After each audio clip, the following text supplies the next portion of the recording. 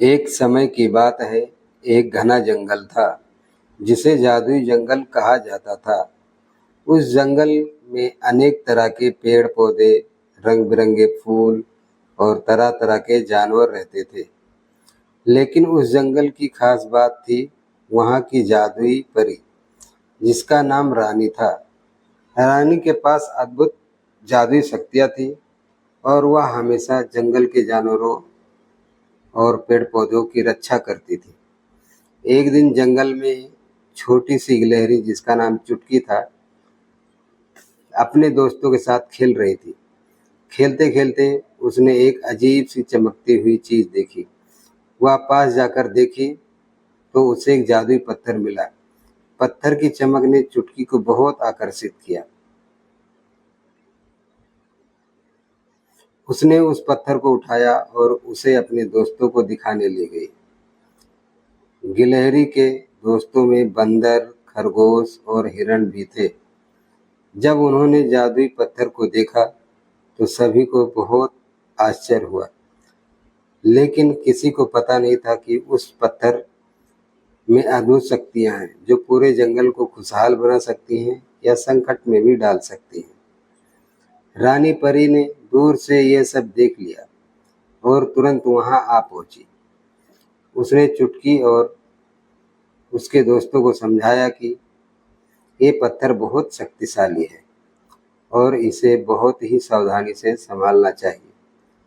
लेकिन दोस्तों ने परी की बात पर ध्यान नहीं दिया और पत्थर को एक खेल का सामान समझ लिया। कुछ दिनों बाद जंगल में अजीब अजीब घटनाएं होने लगी। पेड़ सूखने लगे, फूल मुरझा गए और जानवर बीमार पड़ने लगे। सभी जानवर बहुत चिंतित हो गए और सोचने लगे कि आखिर क्या हो रहा है। तब रानी परी ने बताया कि ये सब उस जादुई पत्थर के गलत उपयोग के कारण हो रहा है। रानी ने चुटकी को समझाया कि उस पत्थर को वापस उसी जगह रखना होगा जहां से उसे पाया गया था। चुटकी को अपनी गलती का एहसास हुआ। उसने अपने दोस्तों के साथ मिलकर पत्थर को वापस उसके स्थान पर रखा और माफी मांगी। जैसे ही पत्थर को वापस रखा गया, जंगल फिर से हरा भरा हो गया। पेड़ फिर से हरे भरे हो गए। फूल फिर से जैसे ही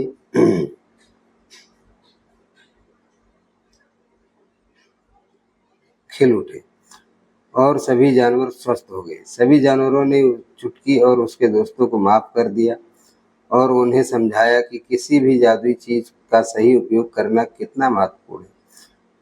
उस दिन के बाद सभी ने मिलकर यह तय किया कि वह जादुई जंगल की सभी चीजों की रक्षा करेंगे और रानी परी के बताए नियमों का पालन करेंगे। जादुई जंगल फिर से खुशहाल और सुरक्षित बन गया और रानी परी ने खुशी खुशी अपने जंगल की रक्षा करने का वचन दिया। इस तरह चुटकी और उसके दोस्तों ने एक महत्वपूर्ण सबक सीखा और जंगल से फिर शांति और खुशी लौट आई। तब से जादुई जंगल में हर दिन एक नया उत्सव मनाने जाने लगा और सभी ने मिलकर जीवन का आनंद लेना सीखा।